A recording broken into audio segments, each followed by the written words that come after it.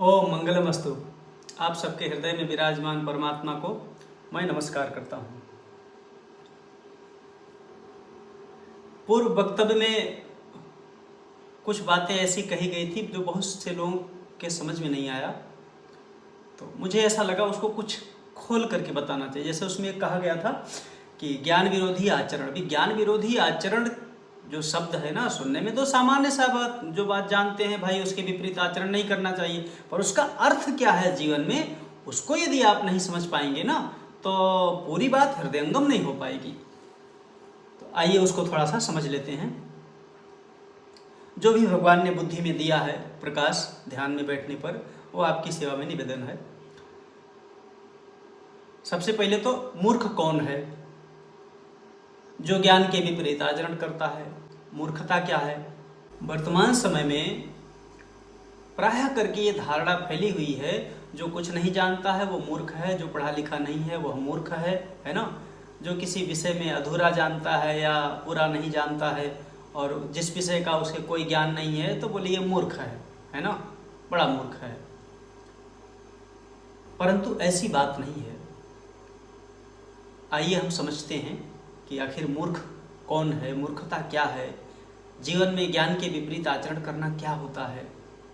देखिए, यदि आप यह कहेंगे ना कि जो कुछ नहीं जानता है वह वास्तव में मूर्ख है, यदि आप ऐसा मानेंगे तो संसार के सभी अबोध बालक मूर्खता की श्रेणी में आ जाएंगे, मूर्ख कहलाएंगे, जो कि उचित नहीं होगा। यदि आप ये कहेंगे कि जो कम जानता है या जो अधूरा जानता है वह मूर्ख है ना, तो ऐसा मानने पर भी एक अनर्थ होगा कि इस संसार के सभी अध्यापक, सभी प्रोफेसर, सभी शिक्षक और सभी विद्यार्थी मूर्खता की श्रेणी में आ जाएंगे, जो कि सर्वथा ही अनर्थकारी है, उचित नहीं है, अनुचित होगा। तो फिर मूर्ख है कौन, मूर्खता है क्या? सबसे पहली बात, जो ज्ञान विरोधी आचरण करता है। अब इसके आगे ज्ञान विरोधी आचरण का अर्थ क्या है? जो व्यक्ति अपने शक्ति और समय का दुरुपयोग करता है सुख के लालच में फंस करके, वह मूर्ख है। जो व्यक्ति किसी विषय को न जानते हुए भी उस विषय में प्रवृत्त होता है, उस कार्य में प्रवृत्त होता है और उस कार्य को करने लग जाता है और उस कार्य के संबंध में कहने लग जाता है ना लोगों से, वह भी मूर्ख है। और जो व्यक्ति वर्तमान में आवश्यक काम को भविष्य पे छोड़ करके अनावश्यक कार्यों में लगा रहता है, वह भी मूर्ख है। जो व्यक्ति ऐसा कार्य करता है जिसके करने से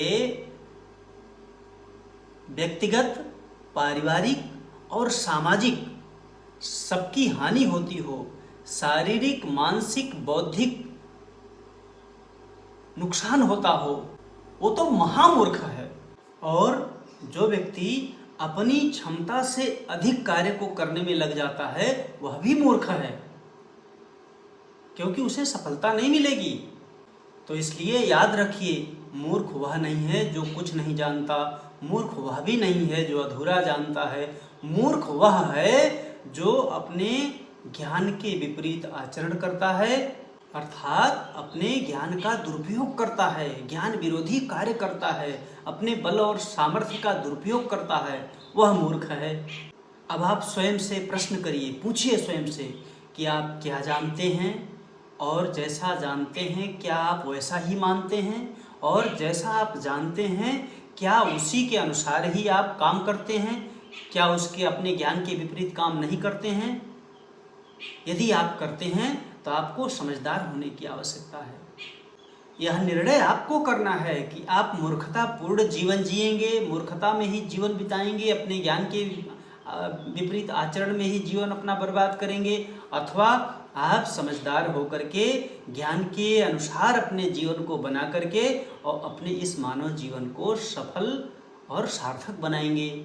एक बड़े ही अनुभव की बात कहता हूँ, जब आप जिस समय अपने ज्ञान के अनुसार आचरण करना आरंभ कर देंगे ना, आप सच मानो, डंके की चोट पर बोल रहा हूँ, अनुभव पूर्वक बोल रहा हूँ कि सर्वसमर्थ भगवान, सर्वसमर्थ परमात्मा जो आपका अपना ही है ना, वो आपके बुद्धि में आपके आवश्यकता के अनुसार नया नया ज्ञान जितनी आवश्यकता है वह आपके बुद्धि में स्वतः ही प्रकाशित करते रहेंगे। आपको किसी और के पास जाने की जरूरत नहीं रहेगी, आपको किसी गुरु और ग्रंथ की आवश्यकता नहीं रहेगी।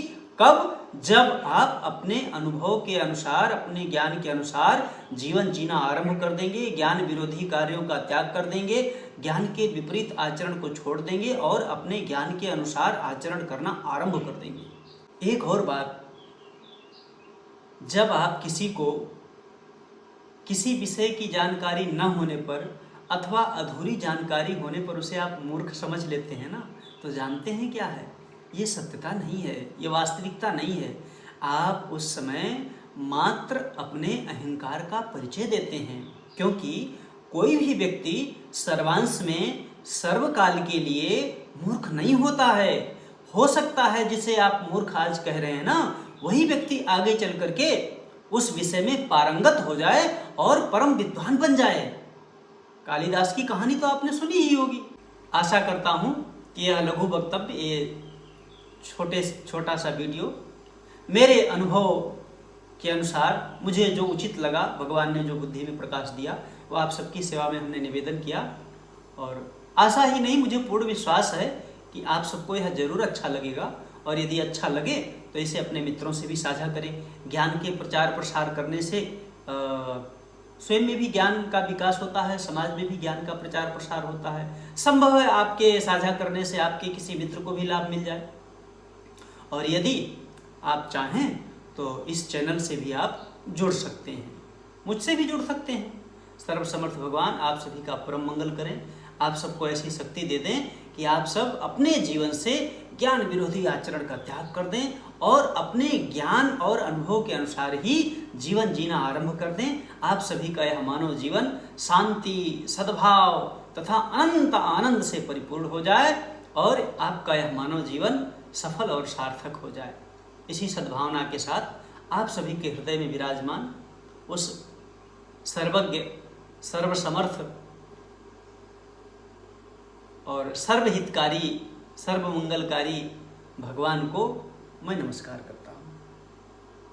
ओम हरि ओम तत्सत, हरि ओम तत्सत, हरि ओम तत्सत।